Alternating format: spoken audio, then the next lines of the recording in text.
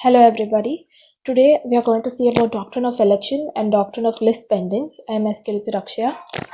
First, doctrine of election is dealt under section 35 of Transfer of Property Act 1882. And what is election? Election means a obligation to choose between any two alternative and conflicting rights. So the person taking the benefit should also take the burden.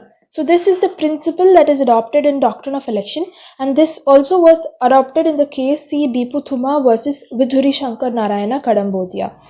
Now, in property law, this doctrine is used to resolve all the property conflicts. In property law, there are two choices. One is to own and preserve the property, and the other is to accept one's intentions. So the meaning of section 35, that is doctrine of election, is given under section 35. It states that whenever a party transfers a property over which he does not hold any right of transfer, and entailed in that transaction is benefit conferred upon the original owner. So these two are the main essentials here, and such title holder must elect his option to either validate such transfer of the property or reject it. And upon rejection, the benefit will be relinquished back to the transferor, unless whether the transfer has been through gratuitous mean and the transferor has become incapable of making a new transfer, or when the transfer is for consideration. So this is the meaning of doctrine of election. For example, there is a farm of Sultanpur in property, is the property of C, and it is worth of rupees 800. A, by an instrument of gift, he professes to transfer it to B, and giving the same instrument as rupees 1000 to C. Now C will elect to retain the farm, and thereby he forfeits or rejects the acceptance of gift of rupees 1000. So this is an example of doctrine of election. There is an exception here. The exception here is when the owner who is considering the election chooses to retain the property rather than accepting a particular benefit, he is not bound to relinquish any other extraneous benefit that he gains through the transaction. And the acceptance of the benefit by the original owner will be deemed to be an election by him to validate the transfer. Mere acceptance of the benefit is deemed to have accepted the transfer itself if he is aware of his responsibilities and that the circumstances might influence a prudent man to make an election. So these are the two exceptions here. And the other exception is a time limit, that is, if the original owner does not elect his option within a year of transfer, then the transferor would require him to elect his own choice.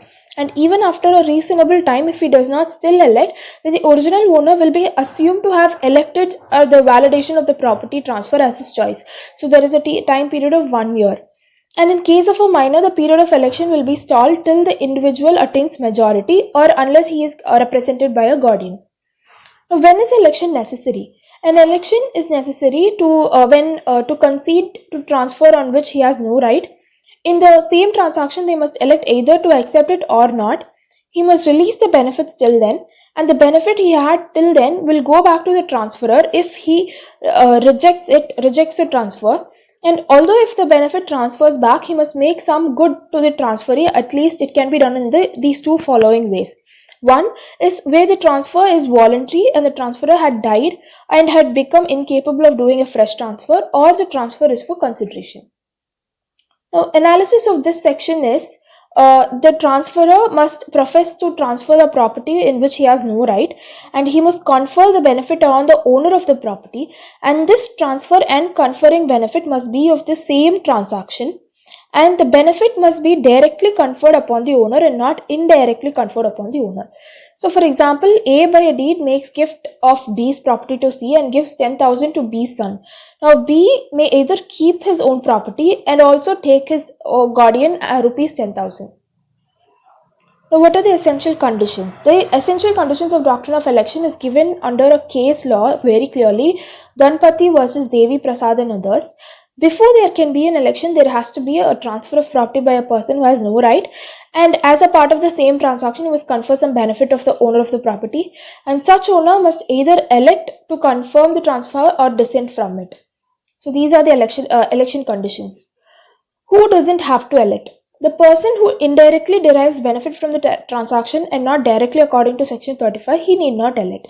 So this is a simple sentence. So when does a person elect to dissent? According to section 35, if the owner decides not to approve the transfer, he will surrender the transferred service to the transferor, and this service will be returned back to the transferor or his representative as if it had not even been released in the first place. And any of these two conditions can take place. One is transfer is voluntary and the transferor had died and is incapable of doing a fresh transfer. And in all cases where the transfer must be checked, it is a responsibility of the transferor or his representative to compensate the disappointed buyers. So these two are the conditions which will take place whenever a person elects to dissent. Now, what is the principle underlying in this doctrine? The principle underlying here is elegans contraria non e audiendius. That is, he is not to be heard who alleges things contradictory to others. This principle was adopted in Cooper versus Cooper, where Lord Hedger explained the principles underlying the doctrine here. Now, the applicability of doctrine in personal laws. In Hindu law, the doctrine was applied in the case of Mangal Das versus Ranchu Das, and in Mohammedan law, the doctrine was applied in the Privy Council case Sadiq Hussain versus Hashim Ali. And in English law, it is different because this doctrine of election is different because there is a donee electing against the instrument and he does not incur a forfeiture on the benefit conferred upon him by it.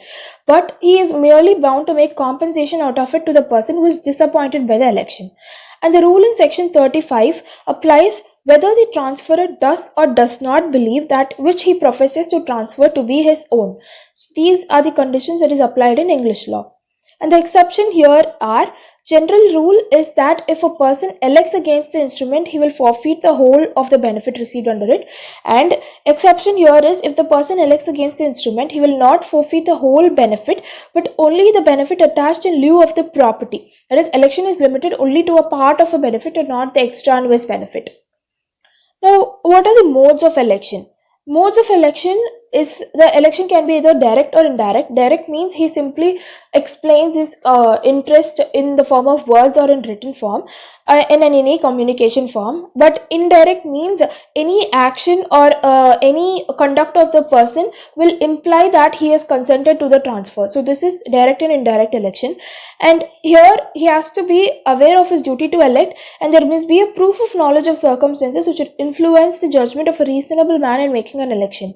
And there has to be enjoyment of 2 years of the benefit by the person on whom it is conferred with, and the election shall be presumed when the donee acts in such a manner with the property gifted to him that it becomes impossible to return it to the original owner in the original state. Now, what is the time limit? As we discussed before, the time limit is given as 1 year in certain cases, and in other cases it's not clearly given. But even then, if there is a reasonable time, the transferor does not give any of his reaction to the election, then it will be deemed to have accepted or validated the transfer. Now, what is a presumption to election? Presumption to election is if the benefit has been enjoyed for 2 years without any act to express any dissent, then it is presumed that he had knowledge or he waived inquiry.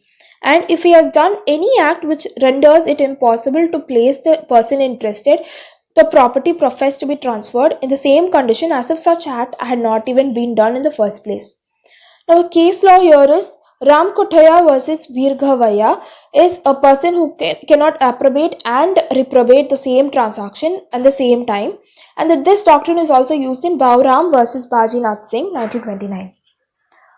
And other case law is Mohammed Qadir Ali Fakir versus Lukman Hakim. Here, the basis of the doctrine of choice is that a person who uses the instrument must also bear the burden imposed in this way, and that he cannot carry under against the same instrument.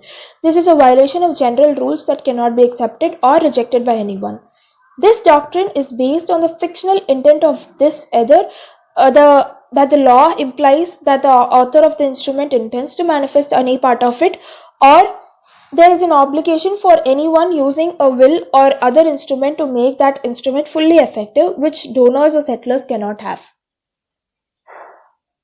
Now, doctrine of lis pendens is dealt under section 52 of the Act, and this is a Latin term meaning transfer during pending litigation. This doctrine puts restriction on the transfer of property during pendency of suit in a court competent to try it. Now, section 52 tells about doctrine of lis pendens, and the objective of this doctrine is that to avoid endless litigation, to avoid abuse of legal process, and to protect one of the parties to the litigation against the act of another.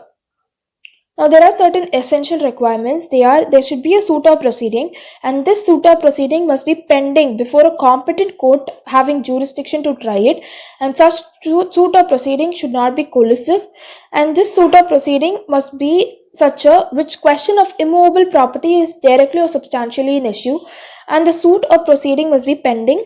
Then neither party to the suit or proceeding shall transfer or otherwise deal with immovable property which is the subject matter of such suit, and this court has discretionary power, so it can give permission to transfer the property during the pendency of the litigation, or it may not. So these are the essential requirements. And there is an exception here, that is a bona fide purchaser is an exception. Bona fide purchaser is a purchaser in a good faith after due inquiry from the seller who has taken proper precaution, and if he is not a bed of bona fide purchaser for value without notice, then the transferee shall not be entitled to any protection where he purchased the property at his own risk and peril. Now there is a concept called doctrine of notice in lis pendens. That is, amendment to section 52 provides for notice of lis pendens, and this notice is mandatory and should be registered under section 18 of the Indian Registration Act. The notice will have the following particulars, that is, the notice is mandatory and such notice will be registered on section 18. The particulars under notice are: there has to be a name and address of owner of immovable property and whose right to the immovable property is in question, description of the immovable property, nature of right and court in which such suit is proceeding, nature and title of the suit, and date on which the suit or proceeding was initiated. Now, Jairam Mudaliar versus Ayyaswamy and others, doctrine of lis pendens was applied, and the Supreme Court held that the purpose of section 52 of transfer of property is not to defeat any just and equitable claim, but only subject them to authority of court which is dealing with the property to which claims are put forward. So this is all about doctrine of election and doctrine of lis pendens under property law. Thank you.